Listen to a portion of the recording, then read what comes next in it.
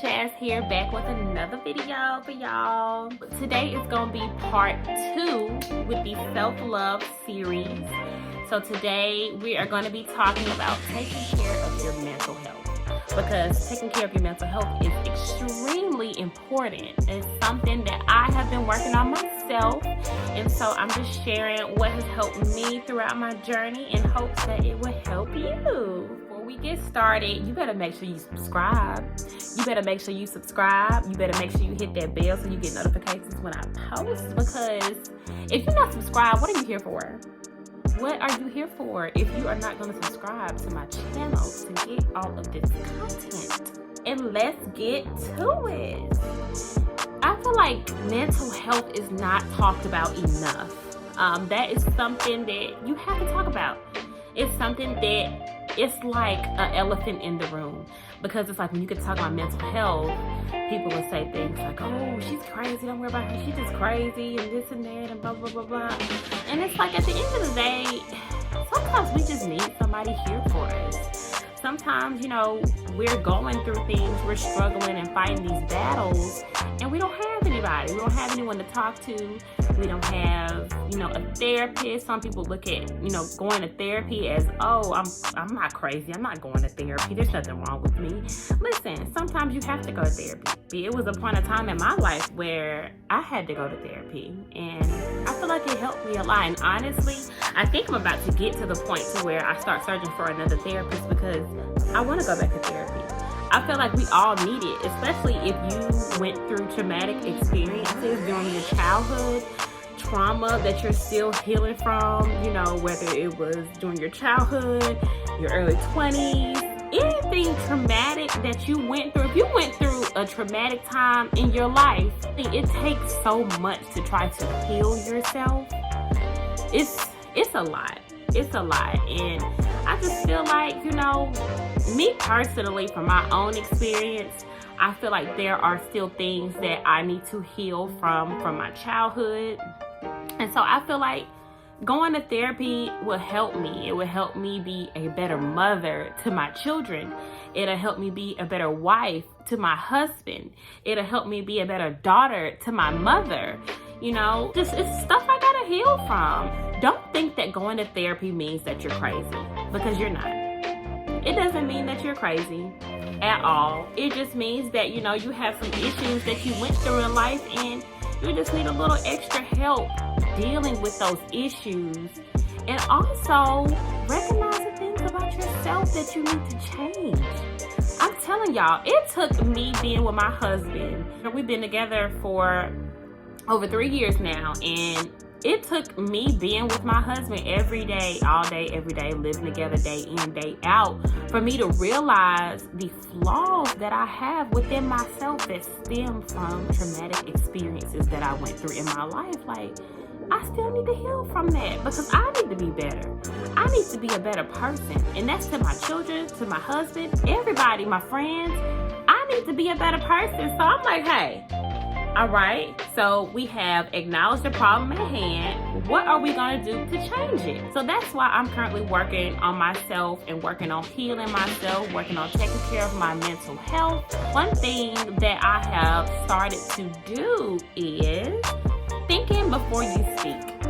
So thinking before you speak is very important. I feel like it'll come with age. If you're young and you are still a hothead and you go off on people every chance you get, have a short temper, anything like that, you have to think before you speak.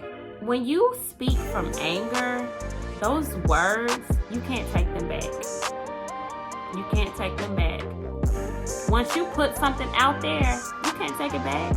I mean, you can say sorry, but sorry isn't going to change those words that you said to hurt someone's feelings. If I was to throw a piece of glass on the floor, it's going to break. Now, if I was to say, hey, I'm sorry, glass, you think that glass going to form itself back together because I said sorry? No. Saying sorry doesn't mean anything. Actions speak louder than words, and before somebody tells me that they're sorry, show me that you're sorry. Show me that you're sorry from your actions. That's what's important to me, is your actions. You could talk all day, but your actions is what's going to show me that you're sorry. Because anybody can say those 2 words, I'm sorry. That means nothing. Don't speak out of anger. That's something that I have been working on myself. Me and my husband get into an argument, I'm probably going to walk off and go be by myself, because I know that if I speak when I'm angry, I'm going to say something that I'm going to regret. I'm going to say something that I'm going to regret. And it's not going to be worth it. It's not going to be worth hurting his feelings. Just like with my children. It's not worth hurting my children's feelings if I speak out of anger. That's something that has helped my mental health. Because when you speak those negative, nasty words to someone, you're going to have to deal with it after the fact. Even after you're not mad. That's going to always be in their head. Well, they said this. Regardless if you said it out of anger or not, you said it. So, thinking before you speak is important. It's something that you must do. You have to think before you speak. Something else that I have been working on to benefit my mental health is being selfish with my time and setting healthy boundaries. Listen, I feel like setting healthy boundaries has changed my life so much. And when I say healthy boundaries, it don't matter who it is. It don't matter if it's a family member. It doesn't matter if it's a friend. It doesn't matter if it's your mom or your dad. It does not matter. You need those healthy boundaries. Boundaries are everything. And that's the thing. If you don't go ahead and set up those healthy boundaries with people, they're going to walk right over you. And setting healthy boundaries is not answering the phone when you don't want to talk. Not texting someone back when you don't want to text them back. Saying no when somebody asks you to go somewhere you know for a fact you don't want to go, unless it's just somebody that needs you. And listen, saying no.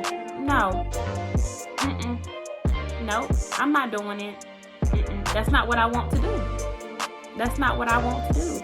Listen, you will spend your whole life trying to please others. You got to take care of yourself. You have to take care of yourself. It's so important. It's so important. And me personally, like setting boundaries and being selfish with my time, listen, to the wrong person, it's going to look like, oh, she being low down, she being trifling, she being this, she being that. That don't matter. Because at the end of the day, you living your life for you. You're living your life for you. So you have to set those boundaries. You have to set those boundaries. Don't allow people in your space that you don't want in your space at that time. Me personally, I don't allow pop-ups at my house. Listen, if you call me and I don't want to talk, I'm going to look at my phone ring. If it's late at night and you hit me up, probably not going to respond because you don't have that much access to me. I'm sorry. You won't have that much access to me. I feel like the only people that deserve unlimited access to me is my husband and my children. And my mother, because I love my mom to death. But that's it. That's it. Those are the only people who have unlimited access to me. Seriously. Something else that you could do that will improve your mental health is journaling. So like I talked about, thinking before you speak. So those negative thoughts that you have in your head, if you just need to get them out, write it down. Write it down. Get you a journal. I have a journal. I have a couple of journals actually, but get you a journal. I got this cute little journal from Burlington. Write it down. Before you say it, write it down. Write out your thoughts. You sad about something, write how you feel about it. I'm telling you, because after you do that, you'll get it all out. You'll get it all out to the point to where you don't have to go say those hateful words to somebody else. Something I've been working on this year is trying to read more. Find you a good book to read. Get lost in the book. You know, back in school when we had to read books, listen, I actually enjoy reading. And if you don't enjoy reading, Audible, you can listen to podcasts. Another thing that I do to improve my mental health is deep cleans. Do a deep clean. Deep clean. Listen, throw some shit away. If you like me, you a hoarder and you like to keep stuff, whether it's clothes, shoes, purses, knickknacks around the house. Listen, I'm a hoarder. I have a problem. And I didn't realize it until I got with my husband. I have a problem with throwing things away. Sometimes you have to throw things away. Do a deep clean. Change your diet. That's another option. Change your diet. You feeling down? You feeling depressed? Take care of your body. Take care of what's inside. Because I'm telling you, once you start doing that, you're going to feel better. You're going to feel better. Like I said in the previous video, take care of yourself. When you look good, you feel good. But you want to feel good on the inside too with your health. You want to feel good. Back to what I said about being selfish with your time. Listen, being selfish with your time, it don't matter who it is. Also, if you need to cut somebody off, cut them off. If that person is not benefiting you, if that person is not uplifting you, if that person is not being motivational, listen, cut them off. Last but not least, something that will help you with your mental health, taking a fast from social media. And when I say social media, I mean YouTube, I mean Instagram, I mean Snapchat, I mean Twitter, I mean Facebook. Take a break. Take you a break. Get off of it. Get off of it. Let me tell you, it has been times that I have went months without being on social media. And when I tell you, God gave me so much clarity. God gave me so much clarity. Listen, a good social media fast is great, especially when it comes to your mental health, because I feel like social media is really something that affects your mental health, to be honest, because you spend time looking at these made-up lifestyles, people who have paid $20,000 for their body to be shaped the way it is. You know, it's all a facade, okay?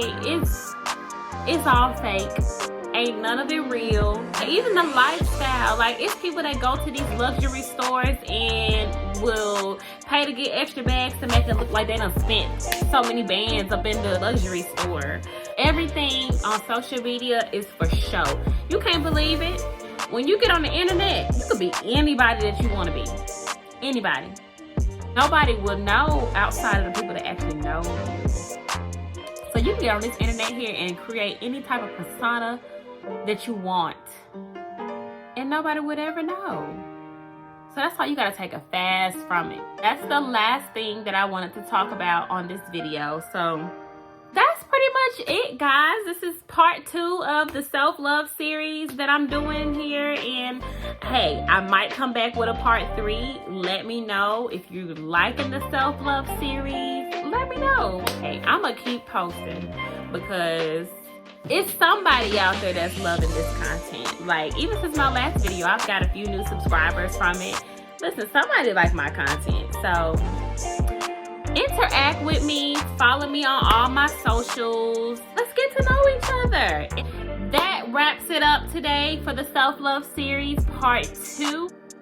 Peace out.